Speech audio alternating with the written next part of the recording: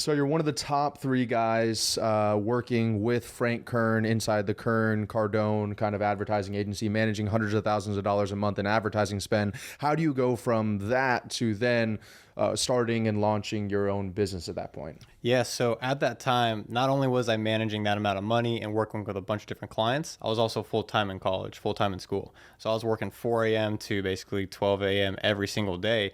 And I eventually, after about 7 to 8 months, I got burnt out. And I said I had to change. I understood the skill set. I had the skill set to build an agency and run it. And it was time for me to just branch off on my own, reduce the stress tremendously, and focus on the clients that I can serve best. What gave you the confidence to be like, all right, I'm going to come? Is it because you had been doing the door knocking before and now you knew how to do the actual fulfillment side? So you're like, cool, if I know sales, I know fulfillment, I might as well do this myself? Well, during that time, I was giving out free value. I was creating content online. And so I built a little bit of a following. And so I had a couple clients that I can fall back in. But it was probably one of the scariest transitions. I also almost quit marketing entirely because I was so burnt out. So I gave it one last go. I remember telling myself, like, if this doesn't work out, you can always go back to an agency and get another job. Like, there's plenty of them out there, but you just bet on yourself and really try and go for it. And so that's what I did. And during that time, it was just perfect timing. There was the 10X event happening. There's a couple of masterminds I went to.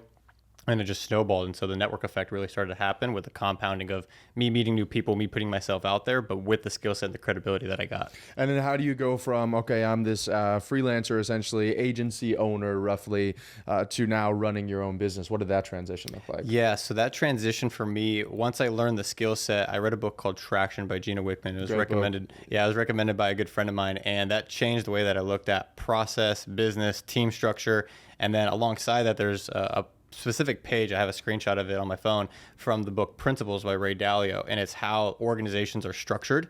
It's just one page in the book, but it's a very profound when you match that with the book Traction on how it's actually built out at scale. And I thought that was really interesting. And for me to build that, I had to let go of my ego and let go of the skill set that I had built an identity in, and actually transition that and train people and learn that whole process and transition out of that. Nice. And so what is the business that you're running right now? How do you service people? Like, what's your offer? Yeah, so right now we actually build D2C e-commerce brands for our clients. So I've worked with entrepreneurs, I've worked with many different e-commerce brands, and we've seen different levels of scale. We've scaled brands from 6 to 7, even 7 to 8, and we even work with 9-figure brands. And typically as they ascend through that model, there's different breaking points or different levels in e-commerce revenue that tend to then require different investments into content or different teams.